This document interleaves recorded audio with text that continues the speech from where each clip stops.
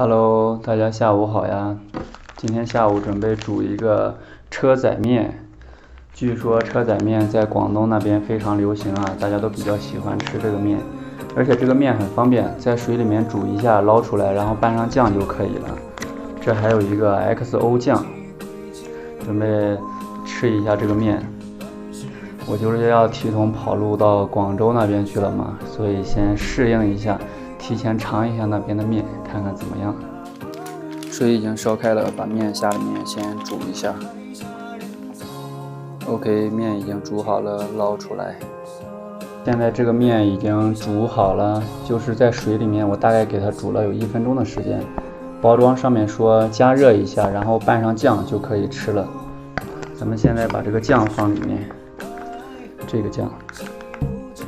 那这么说的话，车仔面其实也就是一个拌面。这个酱我看上面也没有写辣椒啊，应该是不辣的，看上去挺红的，但应该不辣。加进去，全加进去。哦，闻起来这个酱好香呀！怎么还有一股虾条的味道 ？OK， 拌一下。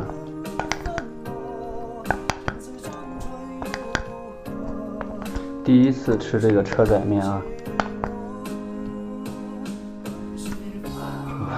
闻起来是海鲜的味道。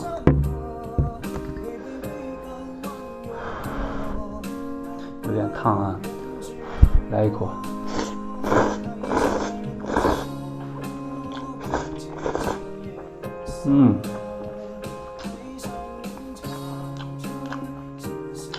哦，比我想象的要顺滑，但是咸，好咸呀！这个是我放的酱太多了吗？怎么这么咸？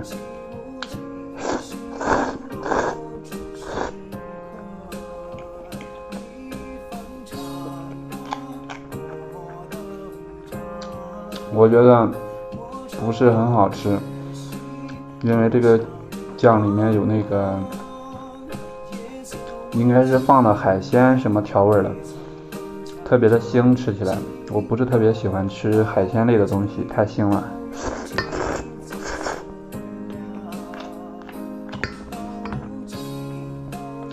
来个蒜吧，来个蒜救一下这个面条，要不然这个面条恐怕我都吃不下去了。这个腥味真的是扛不住。先把这个蒜皮给剥一下，这个独头蒜还不是很好剥呢，这种独头蒜吃起来还是挺辣的，蒜味十足。现在看我视频的应该有很多我的新粉丝啊，就是我之前老号已经注销了，之前那个号是有3.5万粉丝，但是因为那个视频内容不垂直啊，我都给它注销了。现在很多粉丝可能不知道为啥我跑到昆明来了哈，我也不是云南人，为啥跑昆明来了？主要是因为今年夏天的时候，8月份吧，7、8月份的时候，在苏州待着实在是太热了。我租的那个房子一共是2层，我在2楼住，我住的那个小屋子是顶楼，房间都晒透了，外面都是41度。那几天苏州外面经常是40度的天气，然后我在屋子里热的没办法，就只能白天跑到那个商场里去蹭空调，晚上吹着2个小风扇勉强入睡。今天天气实在是太热了，所以我启用了2个小风扇，一个大一点的，一个小一点的，2个风扇都在这吹着。空调不敢开，因为那个空调费实在太贵了，电费是1块3一度。那是一个非常旧的空调，我之前视频里拍过那个空调的样子，特别老旧发黄的一个空调，电费很贵，太耗电了，所以说空调也没开。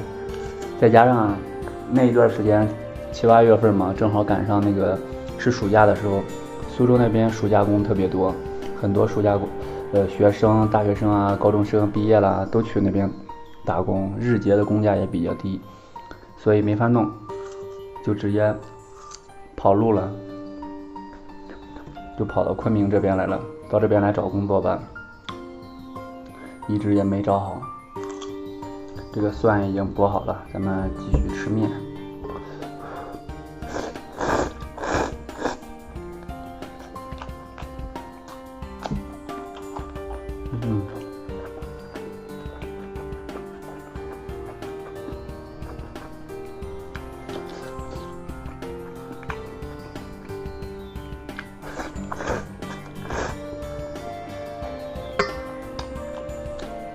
在昆明工作没找好，然后就是松明县嘛，就这边有一个粉丝啊，他给我发消息说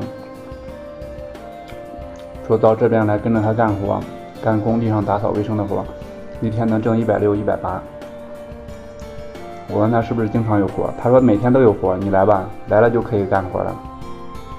本来那段时间我都想着要去广州了，因为广州最起码是个大城市啊。而且我看气温也是35、6度的样子吧，不会像苏州那一样热到40度。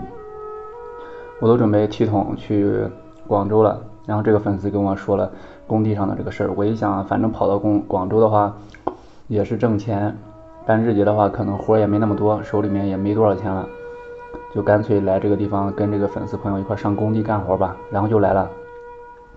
谁知道呢，到这儿了之后赶上疫情了。现在疫情都已经结束了，这个粉丝失踪了，这个粉丝直接联系不上了，发微信也不回了。我这几天一直给他发微信，人没影了。哎呀，这不是把我坑在这儿了吗？我如果那个时候提桶直接去广州的话，你现在肯定要比这个地方找工作要好找一些，即便是去饭店里面当服务员啊干什么的，一个月3、4千也是有的吧。这边干服务员一个月才2000块钱，真的是没法干。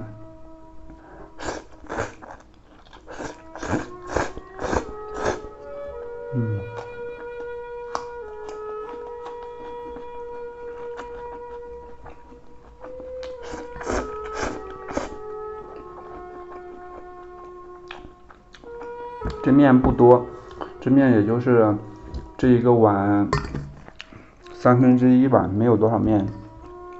现在天还没黑，先吃一顿，等会儿再煮一包泡面吃，哈哈。